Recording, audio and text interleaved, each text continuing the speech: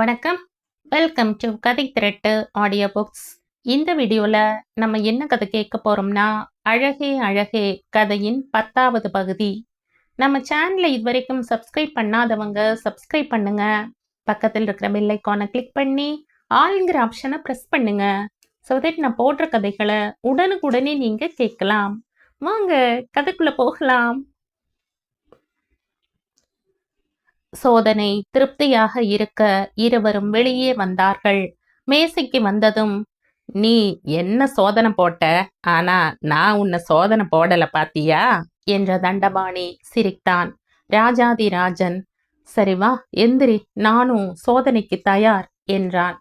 வேணாம் ராஜா, உனக்கு என் மேல இல்லாத நம்பிக்கை எனக்கு உன் மேல இருக்குப்பா. சரி விடு, இப்பவாச்சும் மனசு விட்டு பேசு.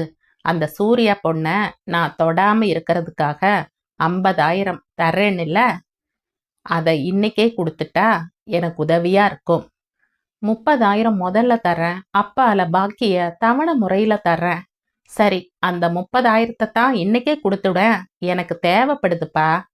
இன்னும் 2 நாள்ல கொடுத்துடுறேன். வழக்கமான கேஷியர் லீவ்ல போயிருக்காரு, அவர் வந்ததும் கொடுத்துடுறேன். அப்போ அந்த குட்டிய நீ சின்ன வீடா வச்சுக்கிறதா தான் இருக்கியா?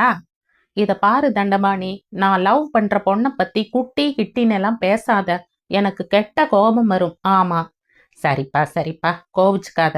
அப்படியே பேசி பேசி பழக்கமாயிடுச்சு. நீ ஏற்கனவே கல்யாணம் ஆனவங்கிற விஷயம் அந்த பொண்ணுக்கு தெரியும்னு தானே சொன்ன?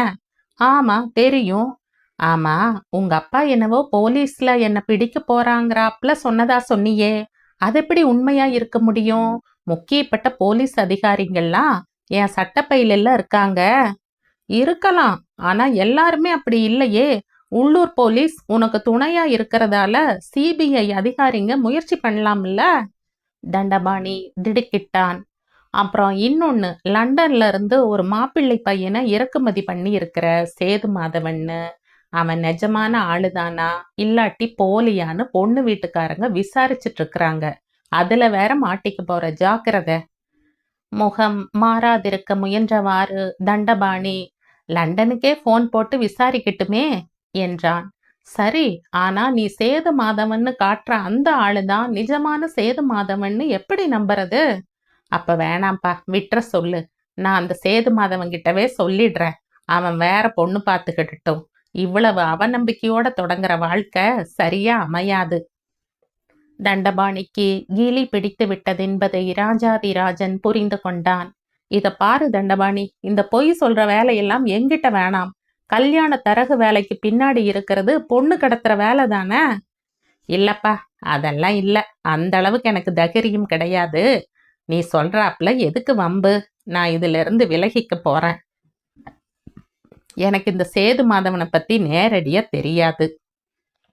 எவனோ தெரிஞ்சவன் சொன்னான்னு இதுல நான் தலையிட்டுட்டு அப்பால மாட்டிக்கிட்டா வம்பு என்றான். சற்று பொறுத்து, அப்புறம் ராஜா, நீ பொண்ணு கேட்டு 1 வாரம் ஆயிடுச்சே, வேணாமா?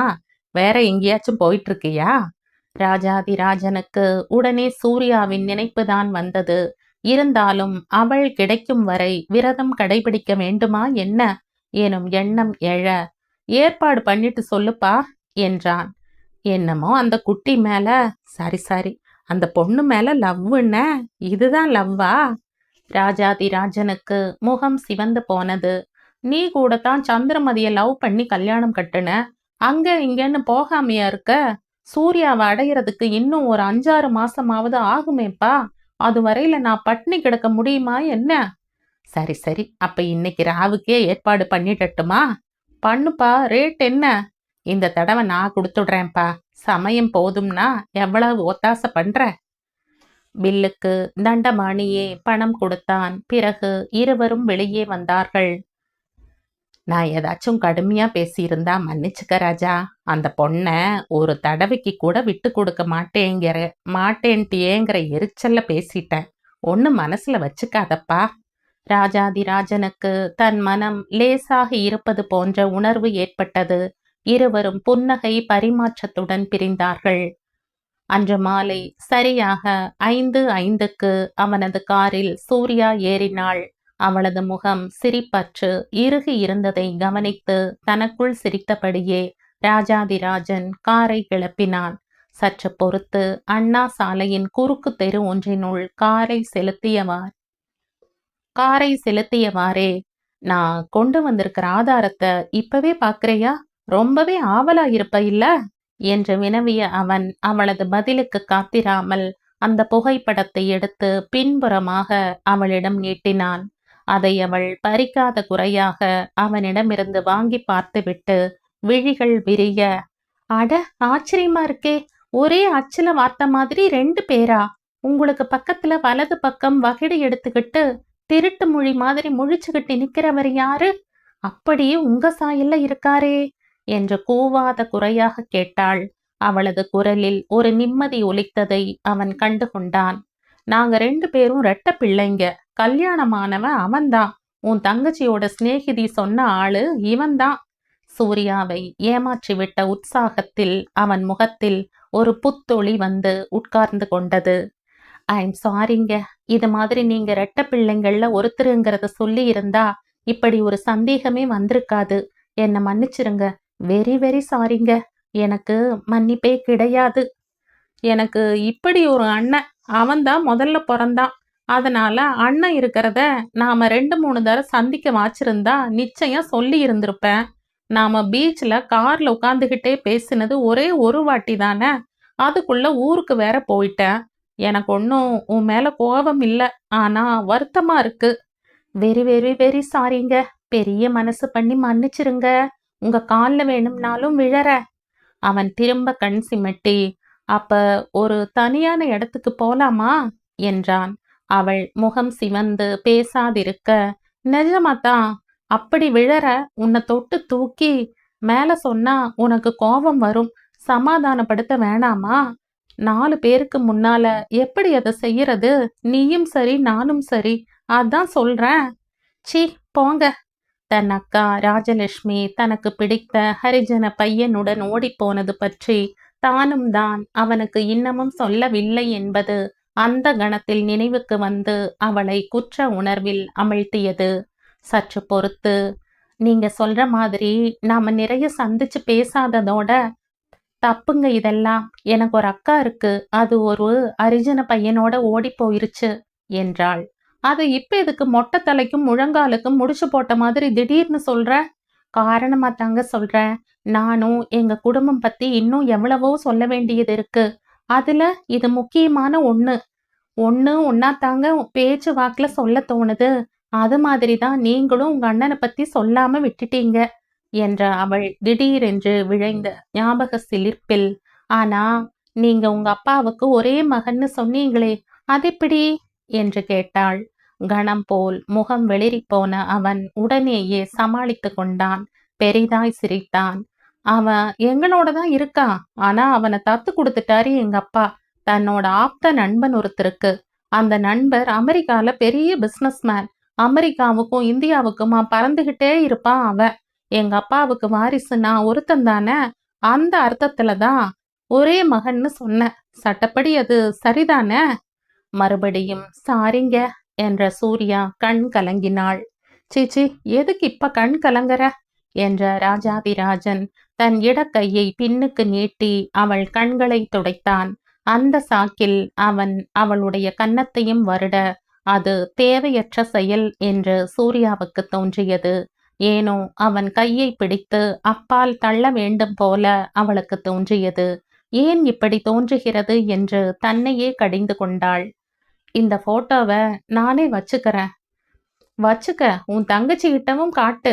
அப்புறம் இன்னொன்னு, உனக்கு எங்க அப்பா நேர்ல அவரை சந்திக்கிறதுக்கு ஏற்பாடு பண்ண சொல்லியிருக்காருல்ல, அப்ப நீ எந்த காரணத்தை கொண்டும் என்னோட இந்த அண்ணனை பத்தி பேசக்கூடாது.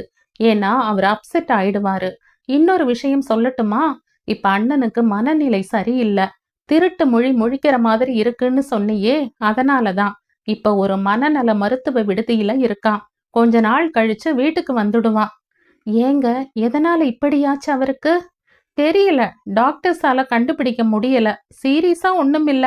ஆனாலும் திடீர்னு மௌனமா உட்கார்ந்துடுவான். வேற எதுவும் ஏடா கூடமா பண்ண மாட்டான். நார்மலா தான் இருப்பான். இப்பதான் கொஞ்ச நாளா அப்படி. ஒரு சைக்கியாட்ரிஸ்ட் கிட்ட காட்டினோம், ட்ரீட்மெண்ட் எடுத்துக்கிட்டு இருக்கான். எங்க பரம்பரையில யாருக்கும் இப்படி வந்ததே இல்லையாம். அம்மா வழியிலையும் சரி, அப்பா வழியிலையும் சரி. ஆனா கொஞ்ச நாள்ல பூரண குணம் அடைஞ்சிடுவான்னு டாக்டர் நிச்சயமா சொல்றாரு. பார்க்கலாம் என்ற ராஜாதிராஜன் சன்னமாய் பெருமூச்செறிந்தான். கடற்கரையில் காருக்குள்ளிருந்தபடியே காதலர்களுக்கே உரிய அர்த்தமற்ற பேச்சுக்களில் ஈடுபட்ட பிறகு இருவரும் புறப்பட்டார்கள். அன்று காரை நிறுத்திய அதே தெருமுனையில் இன்னும் நிறுத்தி அவள் இறங்கியதும் அவன் கிளம்பி போனான். ஒரு பொது தொலைபேசி கூண்டுக்கு அருகே காரை நிறுத்திவிட்டு ராஜாதிராஜன் தண்டபாணியோடு தொடர்பு கொண்டான். நான் தான் ராஜா பேசுறேன்ப்பா. எந்த இடத்துல ஏற்பாடு பண்ணியிருக்க? வழக்கமான தண்டையார்பேட்டை பங்களா தானே? 9ஆம் நம்பர் ரூமா? சரிப்பா, 9 மணிக்கு போலாமில்ல என்று கேட்டு நிச்சயப்படுத்தி கொண்ட பின் அவன் வீடு நோக்கி காரை திருப்பினான். மறுமுனையில் தொலைபேசி தொடர்பை துண்டித்துவிட்டு நாகதேவனை பார்த்து நமட்டுத்தனமாய் சிரித்த தண்டபாணி, நீ சொன்ன யோசனை இன்னைக்கு நிறைவேற போகுது. பையன் வசமா சிக்கிக்க போறான். இனிமே அவனை மடக்கிறது சுலபம். சின்ன வீடு செட்டப் பண்ணின பிறகும் கூட அடிக்கடி அந்த சூர்யா பொண்ண அவன் எனக்கு விட்டு கொடுத்தே ஆகணும் இல்லையா என்று அட்டகாசமாய் சிரித்தான். சுகன்யாவை தனியாய் பார்க்க முடிந்த கணத்தில் சூர்யா நடந்ததையெல்லாம் அவளிடம் சொல்லிவிட்டு அந்த புகைப்படத்தையும் அவளிடம் காட்டினாள். அதை பார்த்ததும் சுகன்யாவின் கண்கள் விரிந்தன. அக்கா, இந்த ஆள் சாரிக்கா, மிஸ்டர் ராஜாதிராஜன் இன்னைக்கு வெளிர் நீளத்துல முழுக்கை சட்டையும் கருப்பு பேண்ட்டும் போட்டிருந்தாரில்ல, பழுப்பு நிறத்துல பிரீஃப் கேஸ் வச்சிருந்தாரில்ல. ஆமாண்டி, நீ எங்க பார்த்தா அவரை? எப்படி இருக்காரு? உனக்கு பிடிச்சிருக்காடி? உனக்குன்னாக்கா பிடிக்கணும், எனக்கு எதுக்கு பிடிக்கணும்? இன்னைக்கு எங்க வகுப்பு மாணவிகளை மவுண்ட் ரோட்ல இருக்கிற பெரிய ரெடிமேட் ஆடைங்க தயாரிக்கிற ஷாப்புக்கு கூட்டிட்டு போனாங்க. அப்ப இந்த ஆளும் அன்னைக்கு மருந்து கடை வாசல்ல நம்ம 2 பேரையும் முறைச்சு பார்த்துக்கிட்டே போனானே ஒரு தொங்கு மீச பொறுக்கி, அவனும் சிரிச்சு பேசிக்கிட்டே ஹோட்டல் ரம்யாவில இருந்து வெளியே வந்தாங்க. தினத்தந்தியில பார்த்த போட்டோ தெளிவா இல்லாததால அப்ப எனக்கு புரியல அவருதான் உன்னோட ஆளுன்னு. ஏங்கா, உன்னோட ஆளு அந்த பொறுக்கியோடெல்லாம் ஏன் பழகுறாரு? நீ சொல்லுக்கா அவர்கிட்ட.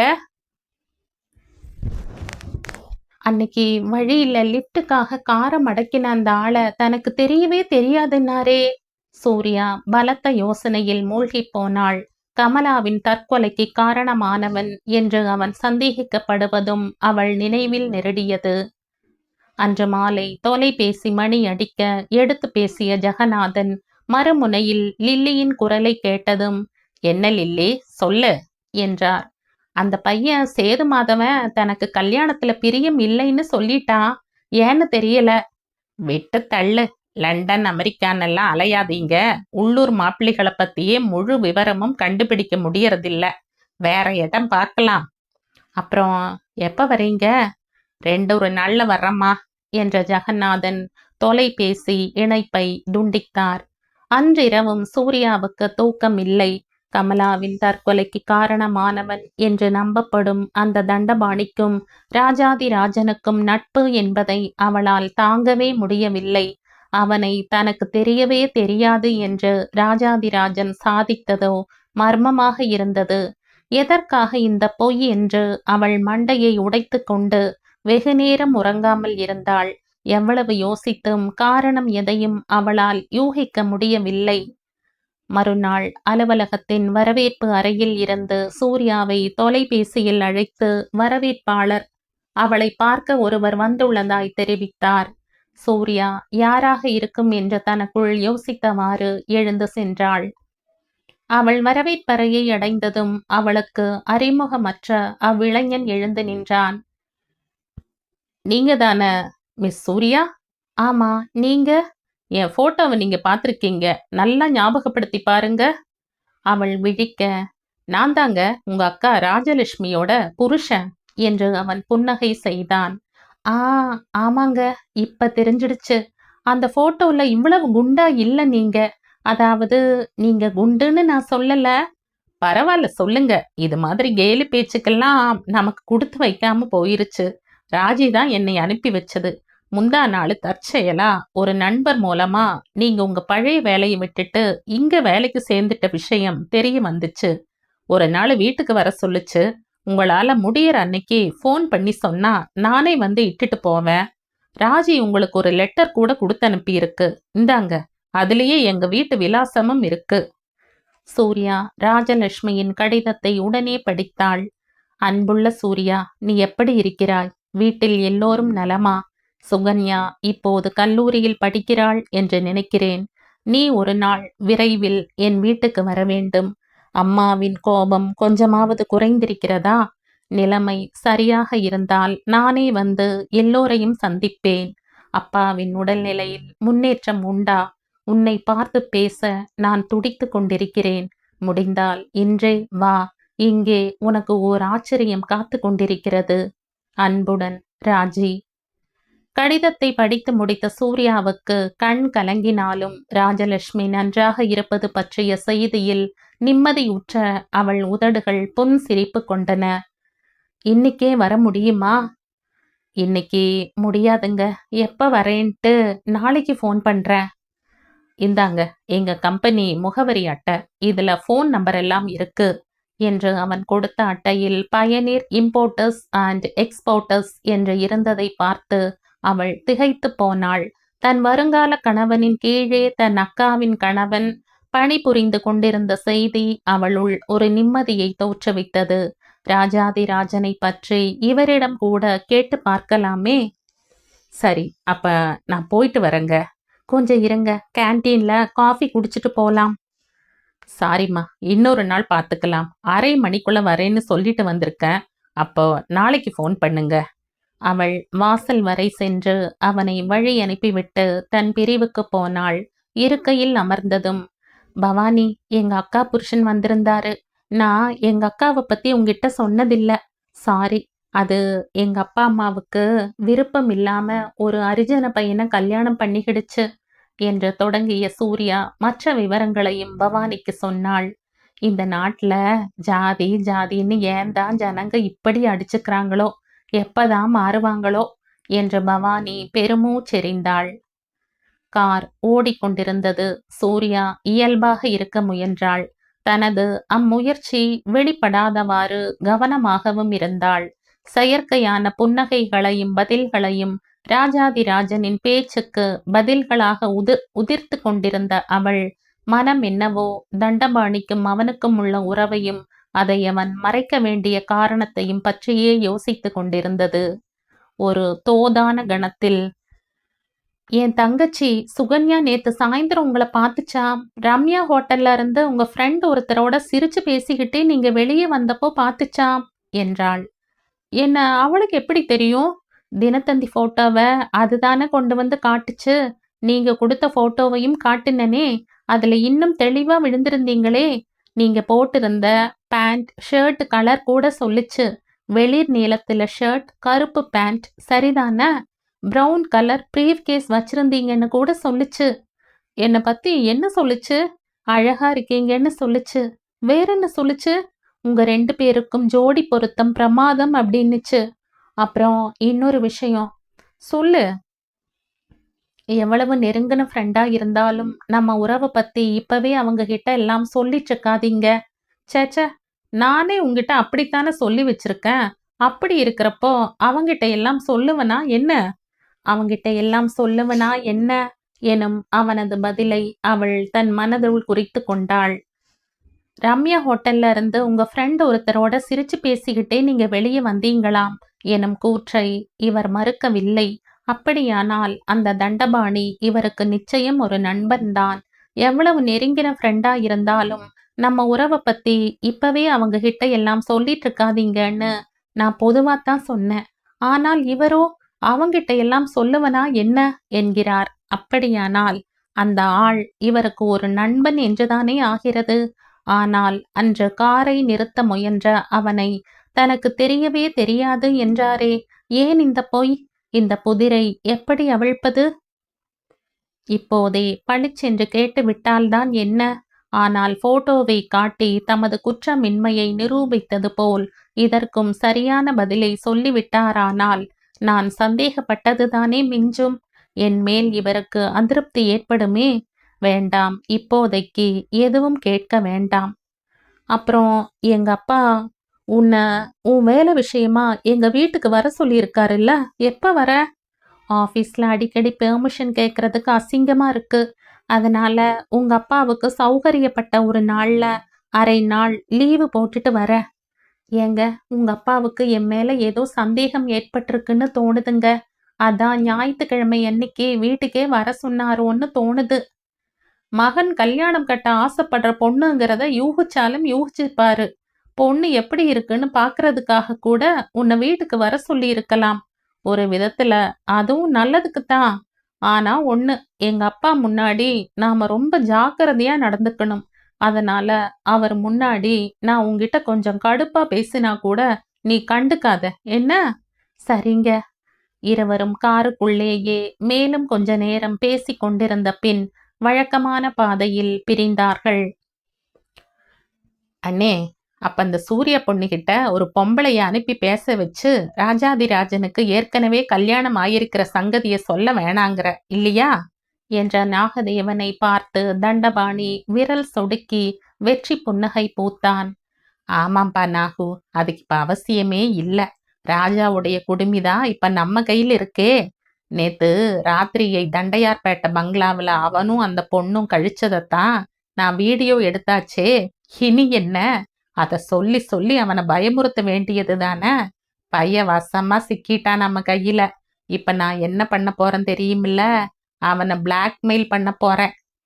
இனிமே என்ன, அந்த ஆளு சூர்யா பொண்ண முழுக்க முழுக்க உங்களுக்கே விட்டு கொடுத்துட்டு ஒதுங்கிருவான்.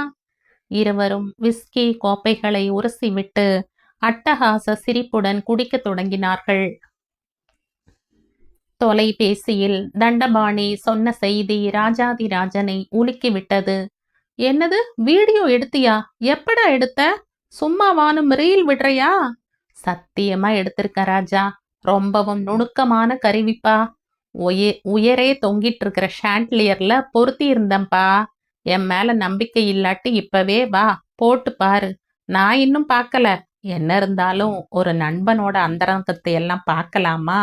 அது அநாகரிகம் இல்ல? அதான். மறுமுனையில் ராஜாதிராஜனின் முகம் சிவந்ததை தண்டபாணி மனக்கண்ணால் பார்த்து ரசித்தான். டேய் பொறுக்கி நாயே, எனக்கு வர்ற கோபத்துக்கு ஈசி ஈசி. ஈயத்தை பார்த்து இழிச்சுச்சாம் பித்தளை. நீ வந்து என்ன பொறுக்கின்ற? நல்ல கூத்துப்பா. அதை பத்தி பரவாயில்ல, நாம இப்ப பிசினஸ் பேசுவோமா? என்னது பிசினஸா? பிளாக்மெயிலா பண்ண பாக்குற? ரொம்ப குவிக்கா புரிஞ்சுக்கிறையே. அந்த பொண்ணை விட்டு கொடுத்துடு, இல்லாட்டி 10 லட்சம் கொடுத்துடு. அந்த வீடியோ டேப்பை உன்னாண்ட கொடுத்துடுறேன். உன் பேச்சை எப்படி நம்புறது? துரோகித்தனமா நடந்துட்டு இருக்கியே. அந்த டேப்புக்கு நீ காப்பி எடுத்திருக்கிற மாட்டேங்கிறது என்ன நிச்சயம்? நான் எப்படி உன்னை நம்புறது? ஜென்டில்மென்ஸ் அக்ரிமெண்ட் தான்ப்பா. மறுமுனையில் ராஜாதிராஜன் கசப்புடனும் ஆத்திரமாகவும் சிரித்தான். ஜென்டில்மேனா? நீயா? அந்த வார்த்தையை சொல்றதுக்கு கூட உனக்கு அருகதை இல்லப்பா. வாய மூடு. 10 லட்சமெல்லாம் என்கிட்ட கிடையாது. அந்த பொண்ணையும் விட்டு கொடுக்க முடியாது. அது என்னோட கௌரவ பிரச்சனை. இப்போது தண்டபாணி கொல்லென்று சிரித்தான். அடி சக்கை நானாம். உன் கெட்ட கேட்டுக்கு கௌரவம் வேறையா? இத பாரு ராஜா, பழகிட்ட பாவத்துக்காக நான் பொறுமையா பேசிட்டு இருக்கேன். மரியாதையா நான் கேட்ட பணத்தை கொடுத்துடு. இன்னும் 2-3 நாளுக்குள்ள வரணும். இல்லாட்டி அந்த குட்டியை நான் கடத்திடுவேன். இது 50 லட்சம் பெருமான சரக்கு. நண்பனாச்சேன்னு விட்டு கொடுத்துருக்கிறேன். நல்லா யோசிச்சு ஒரு புத்திசாலித்தனமான முடிவுக்கு வா. 1/2 மணி நேரம் உனக்கு அவகாசம் தர்றேன். டேய் பொறுக்கி நாயே, ஃப்ரெண்டாடா நீ? யோசிக்க 1/2 மணி நேரம் கொடுத்தாலும் நான் அசையறதா இல்ல. 1 வருஷம் கொடுத்தாலும் அசையறதா இல்ல. என் பதில் ஒண்ணுதான்டா. சூர்யா எனக்கு மட்டும்தான். அவ உனக்கு கிடைக்க மாட்டா. 10 லட்சமும் கிடைக்காது. உன்னால் ஆனதை பார்த்துக்க. Rogue number 1. நான் வெறும் 1. நீ A1. தண்டபாணி மேலே பேசும் முன் ராஜாதிராஜன் ஒலி வாங்கியை வைத்து விட்டான். அவன் கை கால்கள் அதிர்ந்து கொண்டிருந்தன. முகத்தில் வேர்வை துளிர்த்திருந்தது. எப்படி மாட்டிக்கொண்டேன் இவனிடம் என்று திருப்பி திருப்பி சொன்னவாறு அப்படியே உட்கார்ந்து போனான். அவன் விரல்கள் மறுபடியும் தண்டபாணியின் இலக்கத்தை தன் தொலைபேசியில் தட்டின. என்னப்பா ராஜா, என்னமோ பொறுக்கி ரோக் அது இதுன்னு இப்ப எதுக்கு ஃபோன் பண்ற? சரிதான்ப்பா, நீயும் பொறுக்கி நானும் பொறுக்கி. அத்தை விடு, இப்ப விஷயத்துக்கு வா. 2 லட்சம் கொடுத்துடுறேன். அது கூட கம்பெனி கணக்குல ஏதாச்சும் தில்லு முள்ளு பண்ணித்தான் எடுக்கணும். அது உன்னோட கவலை. ஆனா 10 லட்சம் தான்ப்பா என்னோட ரேட்டு. 1 லட்சம் கூட குறைச்சிக்க முடியாது. 10 லட்சம் இல்லாட்டி சூர்யா. தண்டபாணி தொடர்பை துண்டித்து விட்டான். ராஜாதிராஜன் மிரண்டு போனான். என்னால் 10 லட்சம் தரவும் முடியாது, சூர்யாவை விட்டு கொடுக்கவும் முடியாது. ஆனால் சூர்யாவை எப்படி எச்சரித்து வைப்பது? உன்னை கடத்தப் போகிறார்கள், எச்சரிக்கையாக இரு என்றா சொல்ல முடியும்? அவளுக்கு இல்லாத பொல்லாத சந்தேகமெல்லாம் வருமே. அது எப்படி போனாலும் சூர்யாவை மட்டும் விட்டு கொடுக்கவே முடியாது. ஒருவேளை கேசட்டை அப்பாவுக்கு அனுப்பி வைப்பானோ? அட கடவுளே! மாட்டான். அப்பாவின் செல்வாக்கு அவனுக்கு தெரியும். பார்க்கலாம். 1 மணி நேரத்துக்கு மேல் காத்திருந்த பிறகும் ராஜாதிராஜனிடமிருந்து அழைப்பு வராததால் தண்டபாணியே கூப்பிட்டு பேசினான். என்னப்பா ராஜா, யோசிச்சியா? அதான் சொல்லிட்டனே, 1 வருஷம் டைம் கொடுத்தாலும் அதே பதில்தான். அப்ப மாட்டிக்கிறதா தீர்மானிச்சுட்ட? சட்டென்று தோன்றிய ஓர் எண்ணத்தில், நான் மாட்டினா நீயும் மாட்டிப்ப நைனா, அதை மறந்துட்டியே. எனக்கும் இது வரைக்கும் நினப்பு வரல. பாரு, நீ மும்பையில இருந்து 10 லட்சம் பெருமான போதைப் பொருள் கடத்தி வந்தது போலீஸ்க்கு போயிடும். போலீஸ் உன் கையிலேன்னு மனப்பால் குடிக்காத. இப்ப இருக்கிற கமிஷனர் நேர்மையானவர் தெரிஞ்சுதா? சிபிஐ வரைக்கும் உன் வண்டவாளம் போகும். தப்பவே முடியாது. அதையும் நினப்புல வச்சுக்க ஜென்டில்மேன். மறுமுனை இப்போது மௌனமாகியது. தொலைபேசி வைக்கப்பட்டது. சற்று பொறுத்து மறுபடியும் மணி அடித்தது. நான் தான்ப்பா. நாம 2 பேரும் ஒரு அக்ரிமெண்ட்டுக்கு வரலாமா? ஜென்டில்மேன்ஸ் அக்ரிமெண்ட்டா? கிண்டல் வேணாம்ப்பா. நாம 2 பேருமே ஜென்டில்மேன் இல்லை. சரி, அது போகட்டும். நீயும் என்ன போலீஸ்க்கு காட்டி கொடுக்காத. நானும் கேசட்டை உன்னாண்ட திருப்பி கொடுத்துடுறேன். சூர்யா பொண்ணு வழிக்கும் வரல.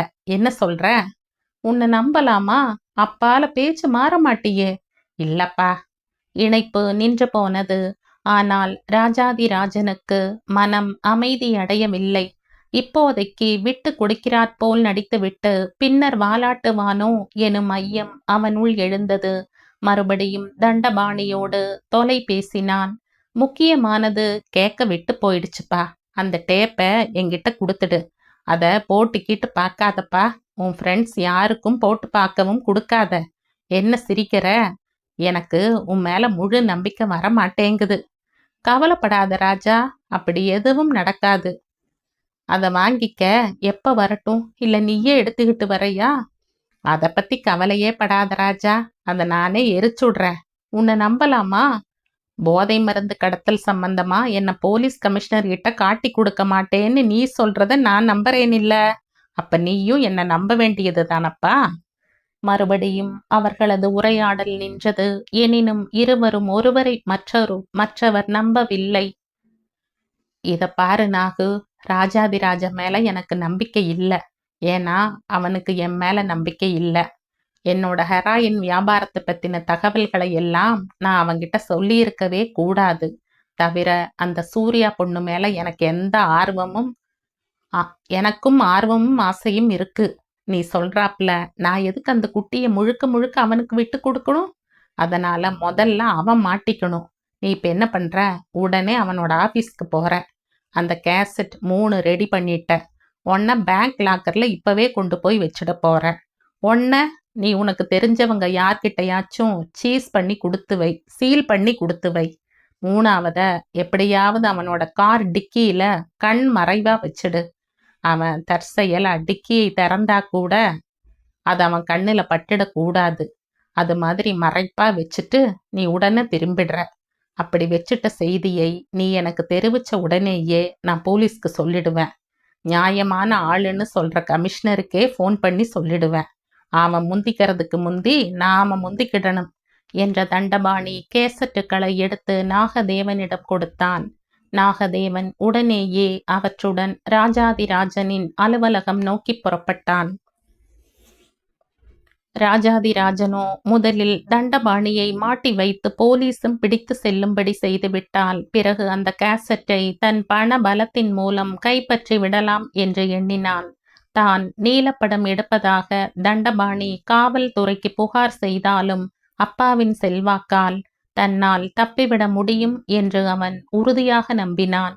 தவிர தான் ஒரு விலை மகளுடன் இருக்கையில் தன்னை வியாபார நோக்கில் நீலப்படம் பிடித்து பிளாக்மெயில் செய்து அச்சுறுத்தி பணம் பறிக்க பார்த்தது தண்டபாணியே என்பதை நிரூபிப்பது எளிது என்றும் அவன் நம்பினான். தான் விலை மகளின் உறவை நாடியது, நீலப்படம் எடுக்கப்பட்டது ஆகியவை தன்னுடையவும் தன் அப்பாவுடையவும் கௌரவத்தை பாதிக்கும் என்பது ஒன்று மட்டுமே அவனது கவலையாக இருந்தது.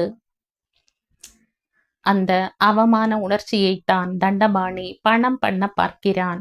போலீஸ் கேஸில் இருந்து என்னால் நிச்சயமாக தப்ப முடியும். ஆனால் அவமானத்தில் இருந்து அப்பாவும் நானும் தப்ப முடியாதே. குடும்ப கௌரவம் நாளிதழ்களில் நாரும். இவ்வளவும் ஆனதன் பிறகு சூர்யா என்னை ஏற்பாளா? மாட்டாள். அலுவலக தொலைபேசியில் கமிஷனருடன் தொலைபேச அவன் விரும்பவில்லை. அழைப்பு எங்கிருந்து என்பதை கண்டுபிடித்து விடுவார்கள். எனவே அவன் பொது தொலைபேசி ஒன்றில் இருந்து பேச முடிவு செய்து எழுந்த நேரத்தில் ஜெகநாதன் அறைக்குள் நுழைந்தார். அவன் ஏமாற்றத்துடன் உட்கார்ந்தார். அவர் கிளம்பி போகும் வரை அவனால் ஒன்றும் செய்ய முடியாது. ரூமுக்கு வெளியே ரெட் லைட் போட்டிருக்கியே. காலிங் பெல்னு நினைச்சு அந்த சுவிட்சை அழுத்திட்டம்பா, அணைக்க மறந்துட்ட. அவர் உட்கார்ந்தார். ஏன் என்னவோ போல இருக்க? கல்பனாவை பத்தி கவலைப்படுறியா? அவர் அப்படியே நினைத்து கொள்ளட்டும் என்பதற்காக அவன் பதில் சொல்லாதிருந்தான். அப்பா எப்போது கிளம்பி போவார் எனும் கேள்வியே அவன் உள்ளம் முழுவதும் ஆக்கிரமித்திருந்தது. 5-10 நிமிடங்கள் போல் பார்த்துவிட்டு ஏதேனும் சாக்கு சொல்லி வெளியே கிளம்பி போக வேண்டியதுதான் என்று அவன் நினைத்தான். ராஜாதிராஜனின் அலுவலகத்தை நாகதேவன் அடைந்த போது ஜெகநாதன் தாம் வந்த கார் கதவை சாத்திவிட்டு அலுவலகத்தினுள் நுழைந்ததைக் கண்டான். ராஜாதிராஜனின் கார் ஒரு ஓரத்தில் நின்றிருந்தது. அதன் அருகே யாரும் இல்லை. எனவே நாகதேவன் மெல்ல அதன் டிக்கியை திறந்தான். அதன் தரையில் விரிக்கப்பட்டிருந்த கனத்த ரப்பர் விரிப்புக்கு அடியில் எதிர்ப்புற சுவர் ஓர பகுதியில் கேசட்டை செருகி வைத்துவிட்டு ஓசைப்படாமல் வெளியேறினான். அலுவலகம் வந்த சூர்யா அன்று முழுவதற்கும் விடுப்பு எடுத்துக்கொண்டு ராஜலட்சுமியின் வீட்டுக்கு புறப்பட்டாள். அவள் பேருந்து நிறுத்தத்தில் நின்றபோது ஒருவர் அவளை குறுகுறுவென்று பார்த்து கொண்டிருந்தார். அவரது பார்வையில் தப்பு தெரியாததால் சூர்யாவுக்கு எரிச்சல் வரவில்லை. சில நொடிகளுக்கு பிறகு அவர் அவளை நெருங்கி தொண்டையை செருமிய பின் எக்ஸ்கியூஸ் மீ என்றார். என்ன என்பது போல சூர்யா அவரை நோக்கினாள். மேடம், நீங்க தப்பா எடுத்துக்கலைன்னா உங்ககிட்ட ஒரு முக்கியமான விஷயம் சொல்லுவேன்.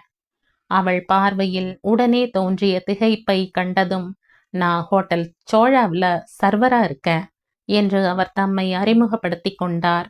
இப்போது அவளுக்கு அவரை அடையாளம் தெரிந்துவிட்டது. அவள் திகைப்புடன், என்ன சொல்ல போறீங்க என்றாள்.